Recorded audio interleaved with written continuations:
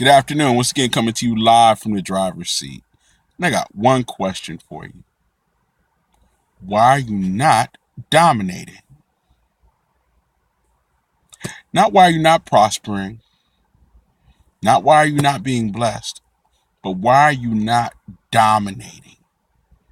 If you go to Genesis, the first chapter, 26th verse, actually, and it says that man has been given dominion, which means that you are supposed to govern and rule. So the question is, why are you not governing and ruling? And if you're going to govern and rule, then why are you not governing and ruling at the highest level? God wants you to dominate. Why? Because when you are undoubtedly the best at what you do, you get to call the shots. If you're LeBron James, you get to say, I think I'm going to take my talents to South Beach. And then turn around and say, well, I don't really like South Beach. I think I'm going back to Cleveland. When you are number one, you get to say, I think that I'm going to charge $1,000 per ticket. And either people pay it or they don't. Why? Because you are the best at what you do. That is where God gets his glory. He gets his glory from you becoming the greatest at what you do. Let's take Peter. Peter started out as a fisherman.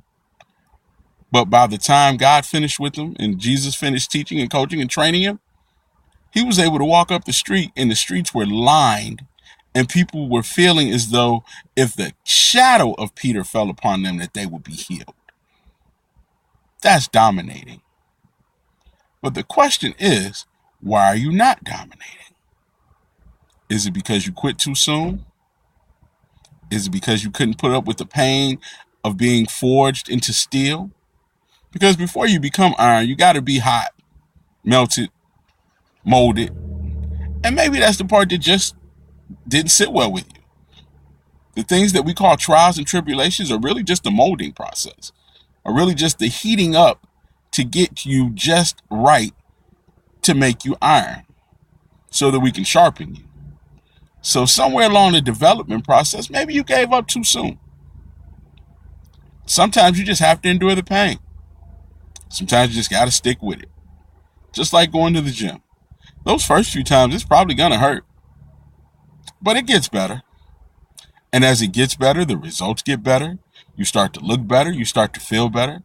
And all of those things that you originally had when you first were born start to come back. You start to become restored, renewed, refreshed. But if you do not see it through, you cannot see the fruit of it. If you fall short because of the pain of it, if you fall short because of all of the things that come with it, you never get to the other side. So the question becomes, am I willing to get to the other side? Am I willing to dominate? Because if you're going to do it, you might as well do it well. If you're going to take the time to get in the game, you might as well play as well as you possibly can. It takes no more effort to be great than it does to be mediocre. It just takes more focus and more time. Now, what do I mean? I mean that either way, you're going to have to work out. But if I'm going to work out for 45 minutes, I might as well work out for 45 minutes as hard as I can, because that 45 minutes isn't coming back. So to go have a mediocre workout, it doesn't do you any good because it doesn't get you where you want to go. That is the thing that I am trying to get you to understand. And I had to come to the same realization as you, because when I first realized that God wanted me to dominate, I didn't quite get it either. But now that I do, I'm sharing it with you. So ask yourself today, why am I not dominating? And once you figure out why, start doing the things necessary to dominate. Have a great day and just get started.